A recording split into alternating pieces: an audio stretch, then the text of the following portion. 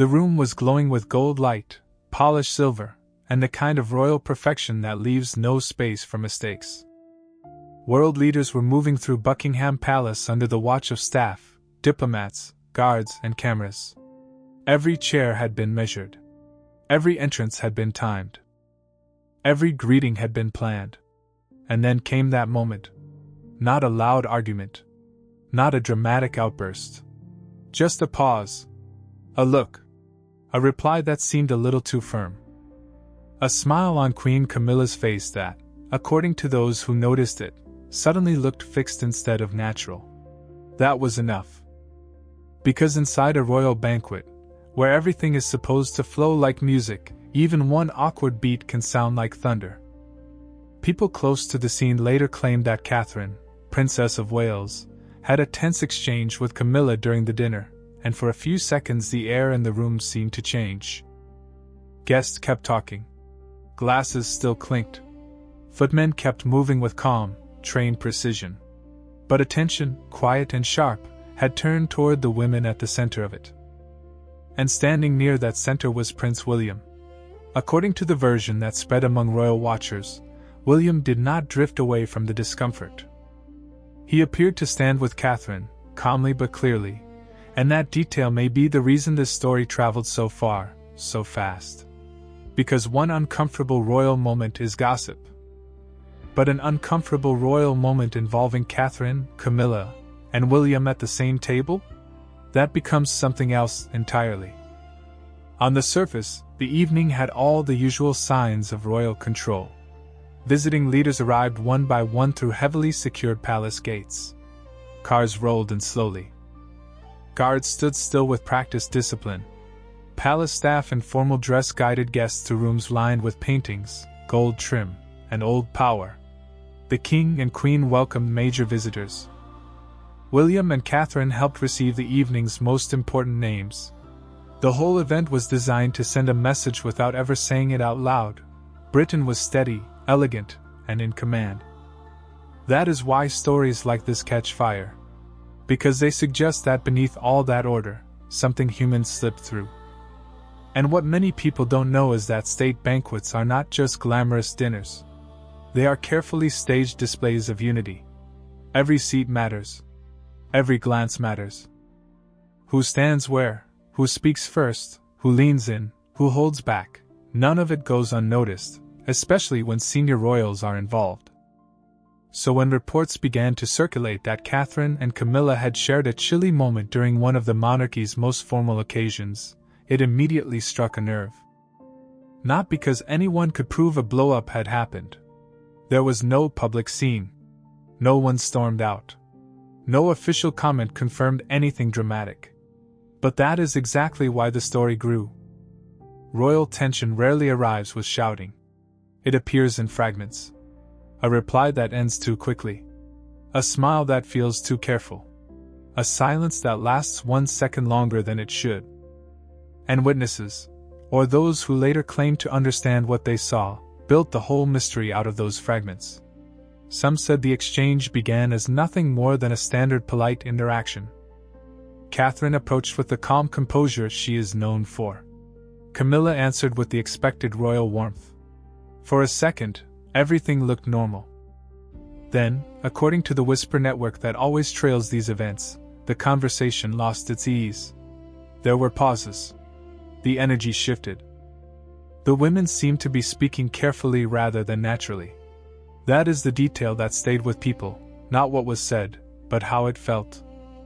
And feelings are dangerous things inside palaces, because people outside those walls will spend days trying to translate them. There was another reason the story refused to die. Catherine and Camilla are not just two women attending the same dinner. They represent two very different chapters of the monarchy. Camilla stands beside the current king. Catherine stands beside the future king. One belongs to the present structure of royal power. The other is seen by many as the future face of it. That alone is enough to make every shared public moment between them heavy with meaning. Even when there is no conflict. Especially when there is no conflict. Because when things are perfectly smooth, nobody pays close attention. But when something feels even slightly off, people start replaying everything. They study seating charts. They study body language. They study photographs. They study who appeared relaxed and who looked guarded. They try to read a family through posture. And royal families are built to survive that kind of reading while never answering it. That night, the banquet went on as planned. Speeches were made. Music was played. Diplomats smiled for photographs. The palace remained what it always tries to be: graceful, disciplined, untouchable. But inside that perfect room, according to those watching closely, something had gone stiff between Catherine and Camilla. And the stiffness was visible enough to leave marks long after the candles burned low. What makes the story even more gripping is this: it did not begin that night. If the reports and long-running royal whispers are to be believed, the banquet was not the start of the discomfort. It was the moment people thought they finally saw it. And once that possibility entered the room, everything else around it started to look different. The seating. The pauses. William's posture. Camilla's expression. Catherine's calm. That is how palace stories work. They do not explode. They unfold. And by the end of the evening, what should have been remembered as a flawless display of royal diplomacy had quietly turned into something much more irresistible: a story about loyalty, power, control. And the question nobody inside the palace would ever answer openly: what really passed between Catherine and Camilla when the world was watching, but not close enough to hear? Royal families know how to look united long before they actually feel it. That may be one of the oldest rules in palace life. Before any major event, especially one involving foreign leaders, the British royals appear in a way designed to calm the public and impress the room. They arrive in formation. They smile at the right time. They greet people with practiced warmth. They move as if every step belongs to a larger picture. And usually it works. But when people begin to suspect tension, even that polished image starts to feel fragile. In the years before this banquet, royal watchers had already been paying close attention to the public dynamic between Catherine and Camilla. Not because there had been any open fallout. There had not. In fact, most official appearances showed exactly what the palace would want the public to see: two senior women carrying out their duties with calm professionalism. Still, some observers insisted there was something cooler beneath the surface. Not war. Not hatred. Just distance. And distance, inside a family as watched as this one, becomes a story all by itself. Catherine entered royal life much later than Camilla, and from the beginning their positions carried very different emotional weight. Camilla had spent years moving through public judgment, scandal, and eventually acceptance to become the wife of King Charles. Catherine, on the other hand, arrived as the poised future princess who would one day stand beside William as queen. Their journeys into the family were not similar. Their public images were not similar either. That matters. Because even when two people are polite, two very different paths to power can create a quiet tension no one wants to name. Royal commentators have long pointed out that palace life is built on rank, timing, and role. There is always an order. Someone stands first. Someone enters first. Someone sits closer to the center. Someone represents the current crown, and someone represents what comes next. Camilla and Catherine live on either side of that line. One is senior now. The other is senior tomorrow. And in royal life, tomorrow can make people nervous even before it arrives. Accounts from observers at earlier events sometimes described the interactions between them as correct rather than warm. A short exchange here. A careful smile there. Conversations that looked respectful, but not relaxed. Nothing anyone could hold up as proof of personal conflict. Yet enough to keep the whispers alive. What many people don't know is that public awkwardness does not have to be dramatic to feel real. In very formal families, especially those shaped by tradition and hierarchy, discomfort often shows up in restraint. People do not say too much. They do not reach too quickly.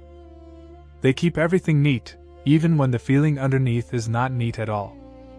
So if Catherine and Camilla were ever uneasy around each other in those earlier years, it likely would not have looked like an obvious clash.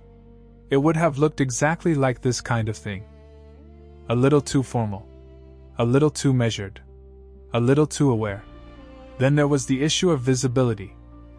Both women are central figures in the monarchy's image, but they symbolize different kinds of strength. Camilla often appears settled in experience, shaped by decades of public pressure and royal adaptation. Catherine, by contrast, is often seen as composed, modern, and deeply careful, someone who does not waste a gesture.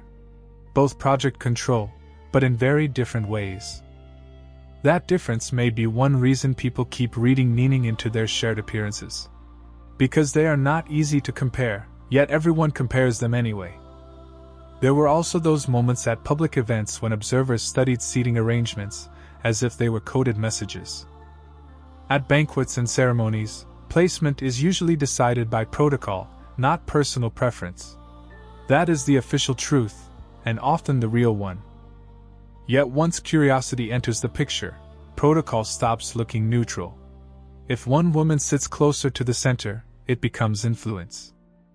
If the other appears slightly farther down the table, it becomes a signal. If they are placed apart, people call it strategy. If they are placed together, people call it performance. It is almost impossible for them to win against that level of scrutiny. And still, the scrutiny continued. Some royal watchers claimed that whenever Catherine and Camilla appeared at the same formal event, the room seemed to watch for some hidden clue. A delayed smile. A lack of eye contact. A greeting too short to feel natural. This does not mean those clues were really there in the way people imagine them. But it does mean the public had already begun building a story before the banquet ever happened. That is important. Because when the public expects tension, even ordinary moments can start wearing the shape of it. Then there is William. No palace story involving Catherine and Camilla stays complete without him, because his position changes the emotional gravity of the room. He is not just Catherine's husband. He is the future king. He is also Camilla's stepson. That means every gesture he makes around either woman can be interpreted as something larger than itself. If he turns toward Catherine during a tense moment, it can look like support. If he remains neutral, it can look like distance. If he speaks gently to calm a situation, it can look like intervention. Even silence can become a statement when it comes from William. That is the trap of royal life. Nothing remains small for long. By the time the banquet took place, the public was already primed to notice anything unusual.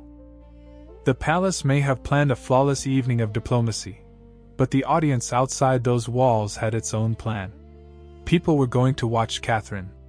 They were going to watch Camilla. And if William was anywhere near the exchange, they were going to watch him most of all. Which is why that brief reported moment at the dinner table landed so hard. It did not come out of nowhere. It dropped into a space already full of speculation. And once those earlier whispers met that one tense evening, the story began to look less like random gossip and more like a pattern some people believed they had finally caught in motion. Whether that pattern was real or imagined became almost beside the point. Because now the banquet had context. And context is what turns a glance into a headline. On that particular occasion, Buckingham Palace looked exactly the way the world expects it to look when history and ceremony meet in the same room. The state banquet was not just a dinner. It was theater with crystal glasses. It was diplomacy dressed in velvet and metals. It was the monarchy presenting itself as stable, elegant, and fully in control. Guests were guided through grand halls under strict security. Flags stood in careful order. Fine china caught the light. Polished silverware reflected chandeliers above the long banquet tables. Place cards had already decided where everyone would sit, and behind each decision sat layers of protocol, rank, and political meaning. Nothing about the evening was accidental. That is what makes the alleged shift in mood so fascinating. Because when an event is planned down to the smallest detail, the smallest unscripted human moment can feel massive. At first, there was no sign of trouble. The major guests arrived, were greeted properly, and passed through the expected sequence of introductions. King Charles and Queen Camilla received leading figures with formal charm. William and Catherine carried out their roles with the kind of composure the public has come to expect. The atmosphere was polished, calm, almost too perfect. Then came the exchange that later sparked all the talk. According to circulating descriptions, Catherine approached Camilla during the banquet or in one of its formal social moments, with a respectful nod and the kind of poised expression she is known for. Camilla answered in similarly polite fashion. For anyone not looking closely, it likely appeared ordinary. But for those who were paying attention, the rhythm of the moment seemed to falter. There was a pause, then another, and suddenly what should have felt smooth began to feel managed. Observers later suggested the conversation did not flow the way royal small talk usually does. Instead of warmth, there was control. Instead of ease, there was caution. Catherine reportedly kept her posture calm and straight, her expression steady, her words measured. Camilla maintained the expected smile, but some felt it had become tighter, as if she was carefully holding the moment together. No one claims there was a public scene in the usual sense. No raised voices. No sharp visible gesture. No breach of royal etiquette that could be pointed to on camera and called proof. But that almost made it more intense. Because a quiet fracture in a room built on polish can feel more unsettling than open drama. Nearby guests were said to have noticed the pauses. Noticed the slightly stiff body language. Noticed the sense that something about the exchange had stopped being effortless. In a normal room, those details might have passed unnoticed. In a royal room, where everyone is trained to keep emotional weather hidden, a moment like that stands out precisely because it is so rare. And Catherine, according to the reports, did something that gave the scene its edge. She stayed calm. She did not soften herself into the background. She did not appear flustered. She did not overcompensate with exaggerated warmth. Instead, she is said to have answered in a way that was polite but firm, composed but unmistakably clear. To some observers, it looked like confidence. To others, it looked like quiet resistance. Either way, it changed the mood. A firm answer delivered calmly can embarrass more deeply than anger ever could. That may be why some later claimed Camilla looked unsettled. Not exposed in any dramatic sense, but briefly uncomfortable, like someone who expected a smoother exchange and instead found herself in a conversation she could not easily control. Then came William's part in the story, and that is where the whispers truly sharpened. Accounts from royal watchers suggest that William's body language, placement, or manner in the aftermath appeared aligned with Catherine rather than neutral between the two women. Maybe it was where he stood. Maybe it was the way he turned toward her. Maybe it was a small sign of agreement or reassurance. Royal stories often grow from tiny gestures, and this one was no different. But tiny gestures become explosive when attached to big roles. If William appeared to support Catherine in that moment, then the exchange stopped being a private discomfort between two senior women and became something larger, a sign, however subtle, that loyalties inside the family were visible in public. And once that idea enters the room, everything around it starts to tighten. Conversations nearby reportedly became more careful. People lowered their voices. Some looked away as if pretending not to notice. Others, according to the kind of stories that spread after elite events, quietly clocked the mood and stored it away for later retelling. Palace events are full of people who understand that the most important thing in the room is not always what is being said out loud. Sometimes it is the tension everyone is trying not to name. As the evening continued, the formal setting held. Speeches still happened. The meal moved forward. The machinery of monarchy did what it is built to do. It absorbed the discomfort and kept going. That is the royal instinct. Keep moving. Keep smiling. Let the structure protect the people inside it. But emotional undercurrents do not disappear just because the menu continues. By then, The contrast between Catherine and Camilla had become the real focus for those who believed they had seen something. Catherine looked composed, centered, impossible to rattle. Camilla appeared more guarded, more deliberate, perhaps even slightly constrained by the moment. Whether that reading was fair is a separate question. But it was the reading that survived. And once such a reading takes hold, the rest of the evening begins to look different in memory than it did in real time. That is how palace myths are born. Not from certainty. From interpretation repeated often enough to feel like evidence. The most gripping part is that no one outside that exchange truly knows what passed between them. Maybe it was nothing more than a formal conversation that landed awkwardly. Maybe the pauses meant less than people later claimed. Maybe the entire story grew because the public was already waiting for one strange moment to confirm what it wanted to believe. But maybe the atmosphere really did shift. Maybe the room really did feel it.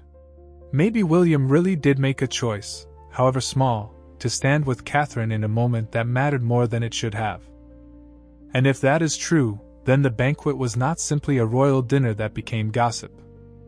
It was a glimpse, brief, polished, deniable, but powerful, of where the emotional lines inside the monarchy may actually lie. The truth in stories like this rarely arrives clean. It comes in layers. One layer is what happened in public, a glittering state banquet, world leaders in attendance, senior royals performing their roles, a palace working at full precision. Another layer is what people think they saw, a tense exchange, a controlled response from Catherine, a visible shift in Camilla's expression. And William seeming to place himself emotionally beside his wife. Then there is the deepest layer, the one that makes these stories last. What if the reason people believe this version so quickly is that it matched something they already felt about the royal family? Because this story is not really just about one banquet. It is about succession. It is about image. It is about who holds the room now, and who may one day hold it more completely. It is about the way royal women are expected to smile through pressure, while the world studies every inch of their faces for cracks. Accounts from observers and royal insiders, whether accurate in every detail or not, often return to the same theme. Catherine and Camilla may both be dutiful, disciplined women. But they carry very different energies into the institution. Camilla comes from a long, hard road to acceptance. Catherine comes wrapped in the future. Camilla stands with the present king. Catherine stands with the man who will come after him. That is not a simple family dynamic. That is a power dynamic. And power, even when dressed in pearls and diplomacy, has a way of making ordinary moments feel loaded. If Catherine really did answer Camilla with calm firmness, then what many people saw in that was not rudeness, but certainty. A woman secure enough in her role not to over-explain herself. A woman who did not need to become louder to make herself felt. That kind of self-control can be deeply impressive. It can also make everyone around it more aware of where influence is shifting. If Camilla reacted with visible restraint, that too would make sense in a room like that. Senior royals are expected to absorb discomfort without showing it.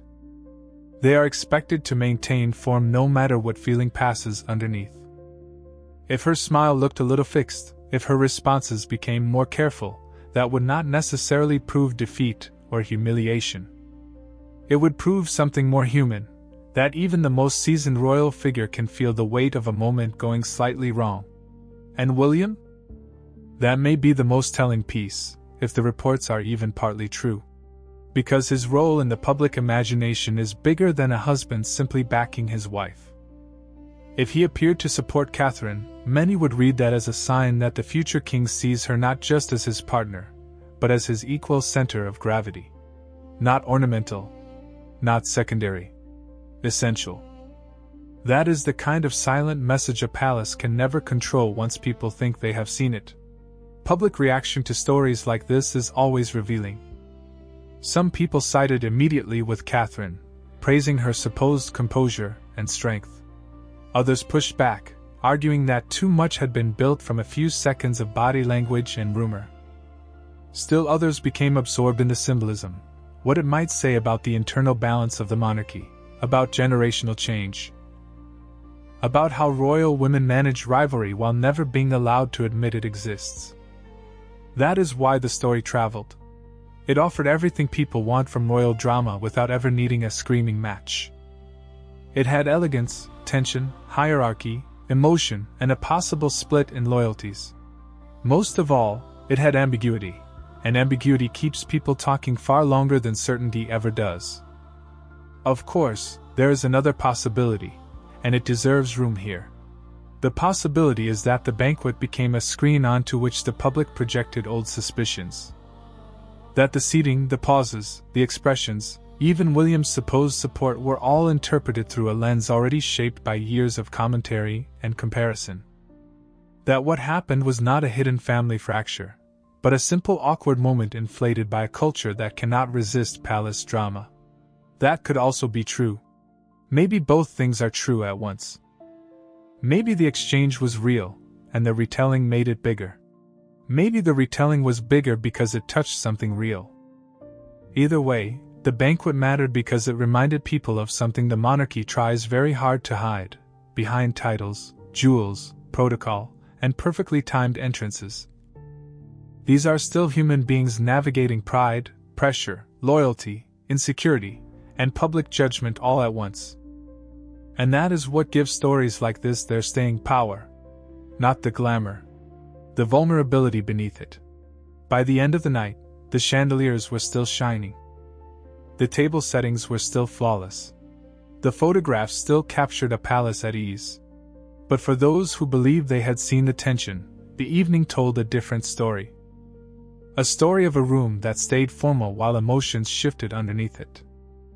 A story of Catherine staying composed, Camilla seeming briefly unsettled, and William appearing to make a quiet choice that people outside the palace would not forget. No official voice is likely to ever explain it. No royal statement will lay it all out. That is not how these worlds work. The palace survives by letting uncertainty drift, then settle, then disappear into the next event. But some moments do not disappear so easily. Some remain because they reveal too much without clearly revealing anything at all. And maybe that is why this banquet still lingers in royal conversations. Not because it gave the world a scandal, but because it may have offered something far more addictive than scandal. A glimpse. A glimpse of how power moves when nobody is supposed to notice. A glimpse of how loyalty can appear in the smallest gesture. A glimpse of how one careful sentence, spoken in the right room, can leave even a palace full of leaders feeling strangely quiet. In the end, the most unforgettable royal moments are rarely the loud ones. They are the ones wrapped in courtesy, carried by silence, and understood only by the people who know exactly how much can be said without ever raising a voice.